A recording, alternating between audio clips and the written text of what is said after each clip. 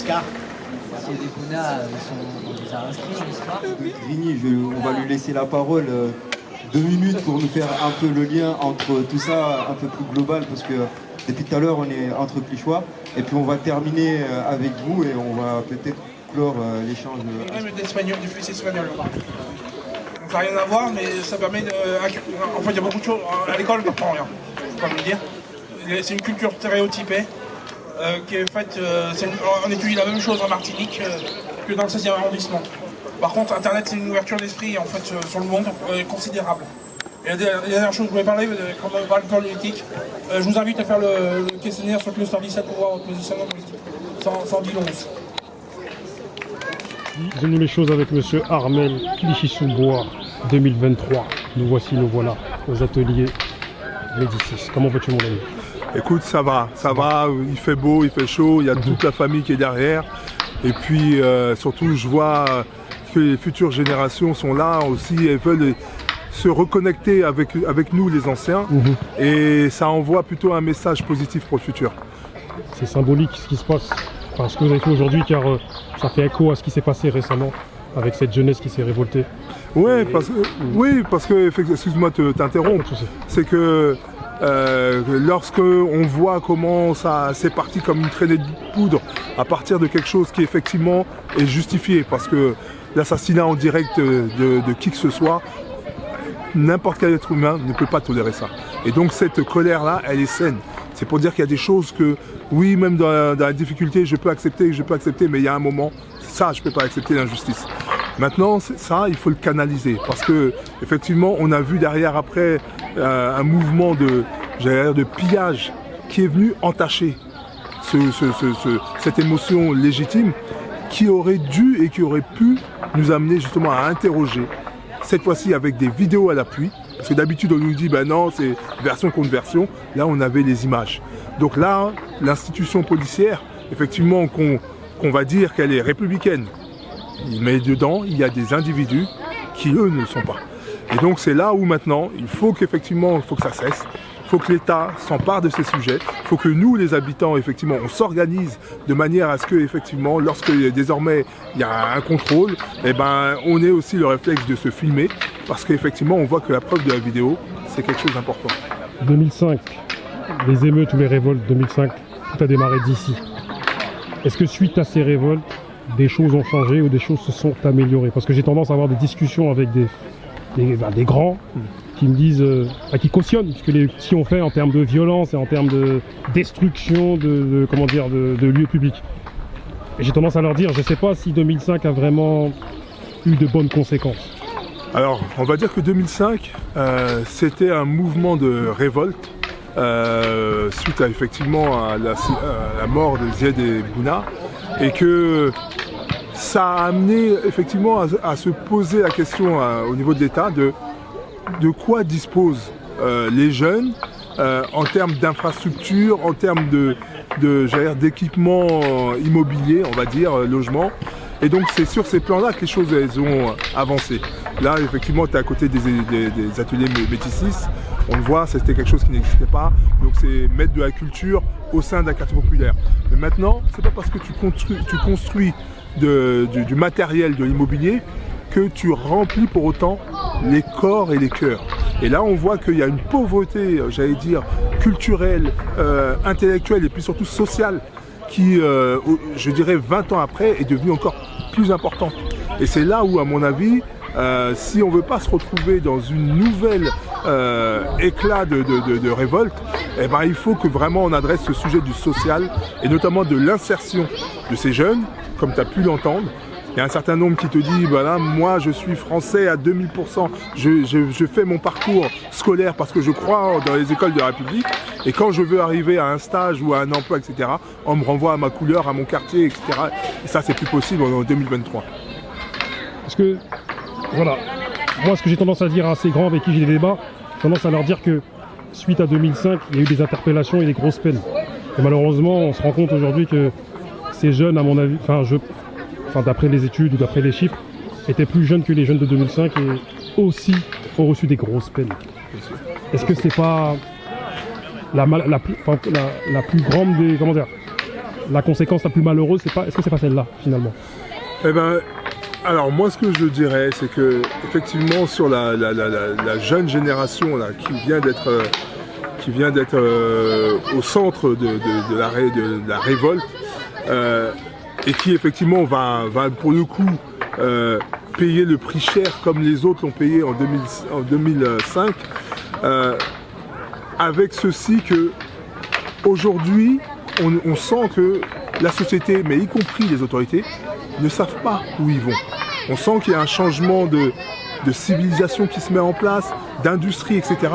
Et qu'aujourd'hui, plus que demain, plus qu'hier, mettre quelqu'un au placard en sachant que quand cette personne va sortir, elle sera mais hyper déstructurée par rapport à l'état de la société, ça pose la question, encore une fois, de l'insertion des habitants de ces territoires. C'est-à-dire qu'on a l'impression qu'on veut absolument les mettre en mode pause par rapport à l'évolution de la société. C'est-à-dire qu'aujourd'hui, par exemple, ces gamins qui sont à 2000% numériques, qui sont à 2000% capables d'utiliser les plateformes, etc., on pourrait en faire des entrepreneurs du média digital. On pourrait en faire des entrepreneurs du marketing digital. Mais personne ne les oriente vers ce type de profession ou d'entrepreneuriat. Pourquoi? Parce que quelque part, cette place-là, on veut la laisser à d'autres. Et donc, effectivement, tant que finalement on amène nos jeunes à ne pas penser à leur avenir en venant même mettre des contrôles, en venant brouiller leur quotidien, effectivement, c'est d'autant plus de jeunes qui vont avoir leur avenir, difficile. Pour finir,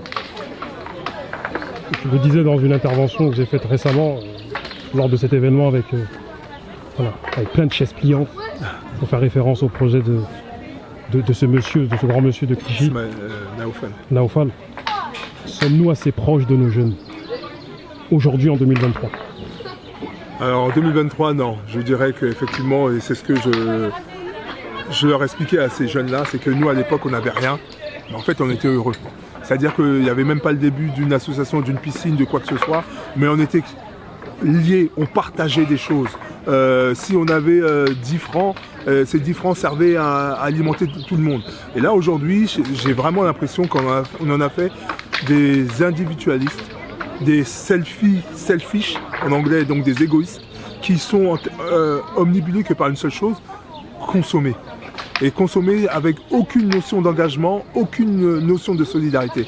Et ça, je pense que c'est à nous, les anciens, de revenir à leur côté, non pas pour les empêcher de grandir, au contraire, c'est pour les aider à mieux pousser. En tout cas, mon ami, je vous attends sur une table avec des hommes de Clichy. Disons les choses avec les mecs de Clichy-sous-Bois, afin qu'on fasse un bilan, que vous parliez, que vous fassiez état de vos expertises à la rentrée. Bah, tu peux compter sur moi, ok? Je te remercie, mon ami. L'homme fort, comment vas-tu? Ça va très bien. Ça va, tout va bien? Oui, très bien, merci. Quelles sont tes impressions suite à l'événement qui vient de se finir là, il y a peu? Mes impressions? Oui, tes impressions. Je vais te parler de mes impressions. Tu sais, moi, avant de parler de mes impressions, je vais donner un peu la chronologie des choses qui se passent réellement en France. En France, il s'est passé des événements. Et de ces événements, on attend toujours une... Tu vois, comme c'est écrit ici, c'est politique, c'est la réaction des politiques. C'est-à-dire, on parle de... Là, ça, c'est le symbole de la justice. Justice sociale, justice des droits, justice, c'est sur toutes les justices qu'on peut imaginer ou toutes les prétendues on peut dire. Maintenant, il y a un fait qui est réel. C'est quoi? C'est de la société. En sociologie, on dit c'est la causalité. La causalité. C'est l'effet de la cause qui a mis une conséquence. Quel est le fait? Quelles conséquences on retient? Il y a eu un mort, il y a une conséquence. Maintenant, cette conséquence-là, c'est qui paye?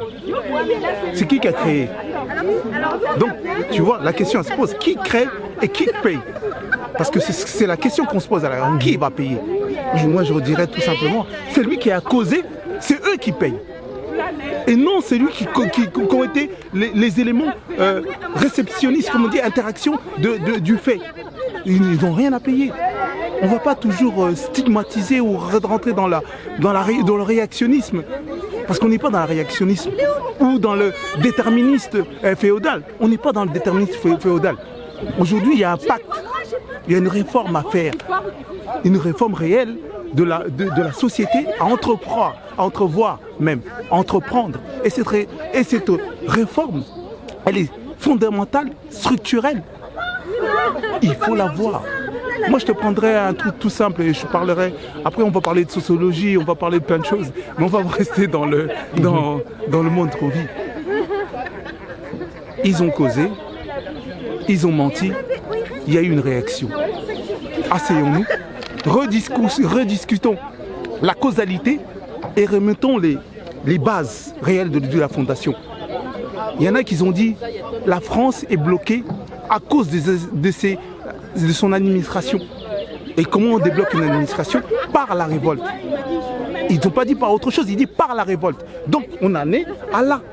Comment maintenant on va refonder une fondation qui est détruite? Parce que les politiques aujourd'hui n'ont plus l'autorité de toute façon. Avant que tu développes, moi je t'invite à venir développer sur notre plateau en septembre. Il n'y a pas de problème. Viens en septembre, je vais faire une table, disons-nous les choses, avec toi, d'autres hommes de Clichy, et discutons. Là tu pourras développer parce que là on aura 1h30, 2 heures. Il n'y a pas de problème. Je t'ai donné juste un prémisse de ce que je pense. Voilà. Merci de m'avoir interviewé. Merci à toi. Merci. De Clichy. Disons-nous les choses avec Naufal, Mehdi, Ahmad, Clichy-sous-Bois 2023. Comment allez-vous les frères? Ça va? Tout va bien? On tient le coup, ça va. Est-ce que vous pouvez me donner vos impressions suite à cet événement qui s'est fini il y a peu? Suite à cet événement, alors cet événement-là? Oui, c'est ça, c'est ça. Cette table ronde là. Bah, moi je trouve que pour ma part c'est salutaire en fait, ça a le mérite d'exister et puis comme je le disais devant l'intervention, c'est rares sont les espaces où la jeunesse puisse s'exprimer, encore les habitants peut-être dans leur globalité. Et donc voilà, je pense que plus on donnera la parole aux habitants, à la jeunesse, et mieux ça sera. Ça permet aussi pour certains peut-être d'être un exutoire, de pouvoir se libérer, de pouvoir dire ce qu'ils pensent, de pouvoir aussi exprimer leur colère à travers la discussion, la parole, et aussi et pouvoir échanger. Et puis ça permet aussi peut-être pour certains, et je pense aussi de trouver des solutions à leur quotidien, leurs problématiques quotidiennes, parce que dans ces échanges-là, il y a une diversité d'acteurs, une diversité d'habitants, et je pense aussi, à l'issue de parler, c'est très bien, même pour le cœur, c'est bien de parler, mais ça peut aussi permettre à l'issue de ces discussions de pouvoir trouver des solutions, s'entraider, et puis aussi permettre à l'engagement, favoriser l'engagement dans nos quartiers, parce que c'est aussi ça, c'est grâce aussi ça que nos quartiers s'en sortent, cette chaîne de solidarité, et c'est pour ça que je pense aussi que nos quartiers sont riches de tout, mais aussi qui tiennent debout, c'est parce qu'avant tout on a tout ce tissu associatif qui est présent, tous ces habitants qui tiennent encore debout, qui répondent aux problématiques de tout à chacun. Chez Ahmad, on se souvient de ton entretien musclé avec un certain Nicolas jadis. Aujourd'hui, tu es encore là, à parler, à militer. Tout à l'heure, je parlais avec des jeunes issus de chez toi ici, et qui disaient que c'est lui qu'il faut aller voir. C'est Mehdi qu'il faut aller voir, c'est Naufal qu'il faut aller voir. Parce que c'est ces gars-là qui parlent en notre nom. Je pense qu'on est un peu tous concernés. Donc, l'histoire de Naël, c'est attristant. C'est une colère pour les jeunes qui est légitime, parce qu'ils ont le sentiment de ne pas être écoutés et être pris à partie. Donc maintenant, ma parole de sagesse dirait qu'il y a une manière de faire pour que ce soit constructif. Et c'est vrai qu'on a pu voir à travers ces images qui sont attristantes, qui sont dégradantes pour certains, toujours l'envie de coller une étiquette aux jeunes de banlieue. On s'intéresse plus au fait au malaise profond de notre société. Et ce malaise profond, c'est, comme j'ai dit, la défaillance de nos institutions. Aujourd'hui, on parle de la police, donc policière, mais on pourra revenir sur plein d'autres thématiques, que ce soit l'éducation, que ce soit la culture, parce qu'on parle de culture aussi avec les ateliers Médicis, le logement, avec la précarité, l'énergie qui va augmenter, la santé aujourd'hui, malheureusement on ferme des cliniques, là, il y a la clinique de Bon qui va être fermée, donc on a une dégradation du service public qui fait qu'aujourd'hui malheureusement les choses s'enchaînent négativement. Et on a pu le voir avec les Gilets jaunes, tu vois, mais c'est un combat beaucoup plus noble, beaucoup plus légitime pour certains, tu vois. Et pour moi, ils se valent, tu vois. Un jeune ne doit pas perdre la vie à 17 ans, alors qu'il est plein de rêves, plein d'espoir pour ce pays-là, tu vois. Et malheureusement, on ne sait pas tirer bon profit de ce qui s'est passé, tu vois. C'est-à-dire, il y a des interrogations. Le bon profit, c'était de pouvoir aller à l'écoute de ces gens concernés, de pouvoir mettre à table les institutions, la police notamment, et les jeunes ou les habitants. Et on parle d'éducation. On nous a dit que les mamans n'étaient pas allées chercher comme en 2005 les enfants, etc. Mais quelque part, on a tout enlevé aussi à la structure familiale. L'État a dit que c'est elle qui s'occupait des enfants. Donc on a, comme j'ai dit, deux poids, deux mesures, parce que quand ça ne fonctionne pas, on dit que c'est toujours la faute des habitants. Et quand ça fonctionne, l'État est en train de dire vous avez vu le modèle qu'on a, etc. Donc je pense qu'il y a tout intérêt à avoir un dialogue constructif, il y a tout intérêt à attirer l'attention pour pas que malheureusement ça se répète, et je pense que ça va se répéter dans d'autres domaines. Tu as vu, on parle de l'urbain, parce que c'est les grandes agglomérations sur l'urbain, mais je pense que la France est en train de perdre ce bon modèle démocratique d'intégration, cet idéal de société, cette grandeur qu'est la France. Elle est en train de le perdre malheureusement, en considérant ses citoyens comme des étrangers ou comme des personnes, comment dire, des sous-hommes.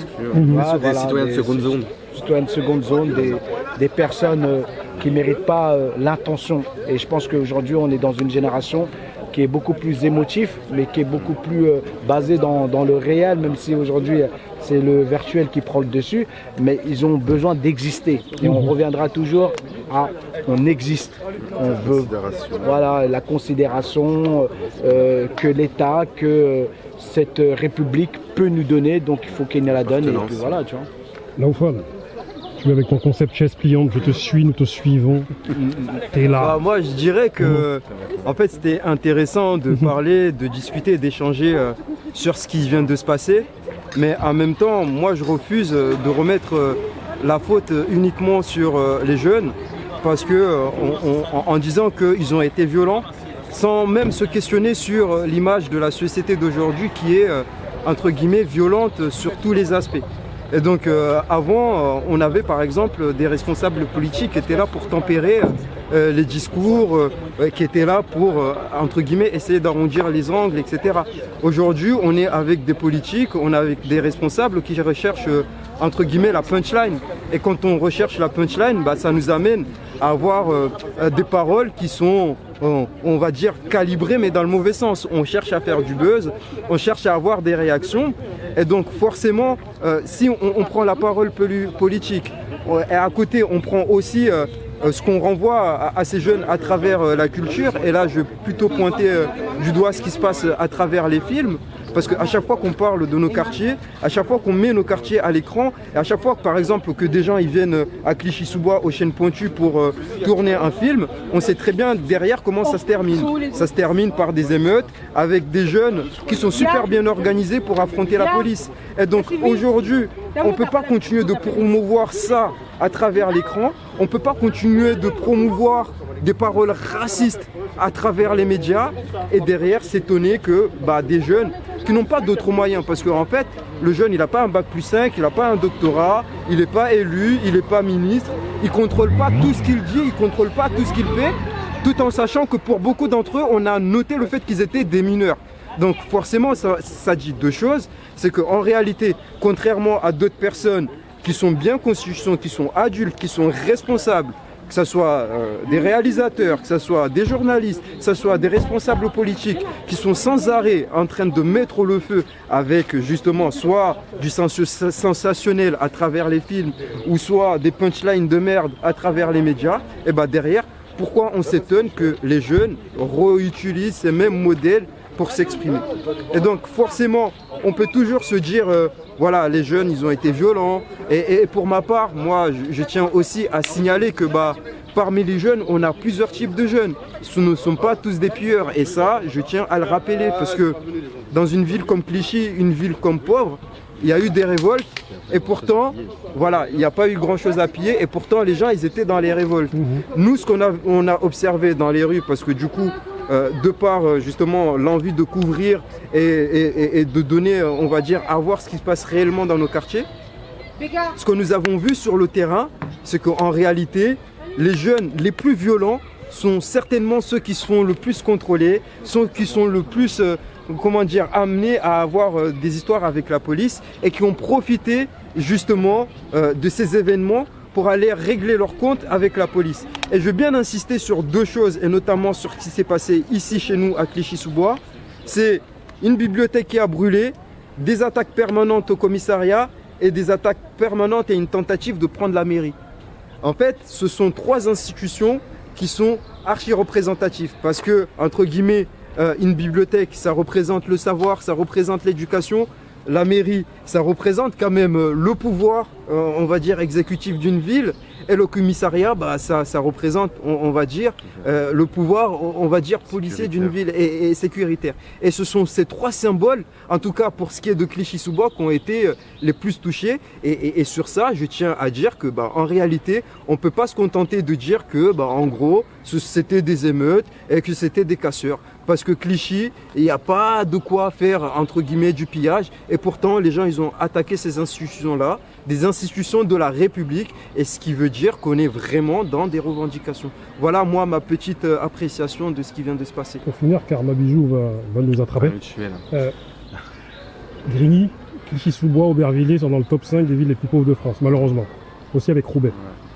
2005, les révoltes ont débuté d'ici.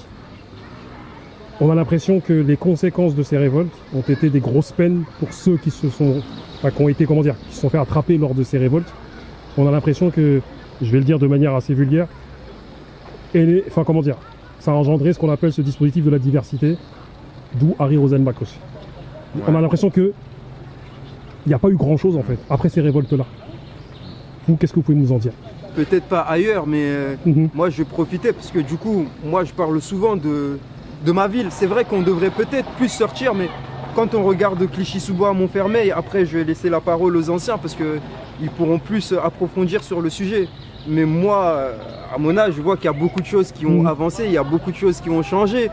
Une structure comme Assez-le-Feu pour porter, on va dire, de revendications politiques, ça n'existait pas avant 2005. Aujourd'hui, ça existe et ça porte même des projets citoyens.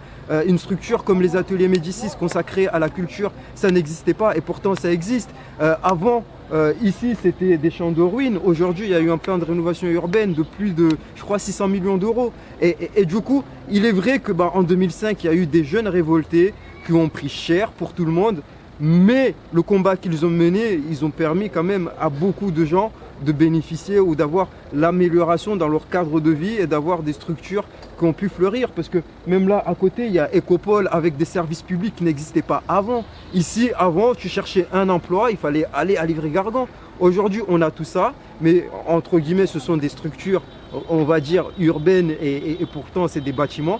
Mais sur l'aspect humain, il y a encore des choses à faire. Après, vous qu'en pensez-vous au vu du fait qu'il y a eu des révoltes en 2023 qui, pour beaucoup, ne vont pas forcément avoir des conséquences fleurissantes?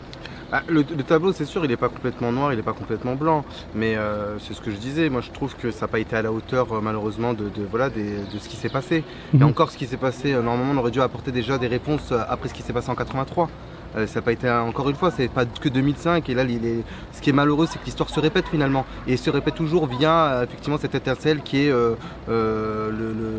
l'histoire d'un jeune qui meurt assassiné par la police. Et donc voilà, c'est des histoires aussi ça qui se répètent. Après, sur les changements, oui, la symbolique de la diversité, j'aime pas trop ce terme-là, à travers la politique, oui, alors on peut apprécier, hein, mais après, sur la forme, je pense que c'est aussi important. J'en suis là peut-être un pur produit, je sais pas, mais après c'est le fond qui est important. Clairement, est-ce que les politiques publiques sont aujourd'hui à la hauteur et répondent à ce qui s'est passé en 2005, ce qui s'est passé à toutes les luttes finalement des quartiers populaires et ce qui s'est passé dans les quartiers populaires ces 40 dernières années? Je ne pense pas. Encore une fois, on n'a pas eu...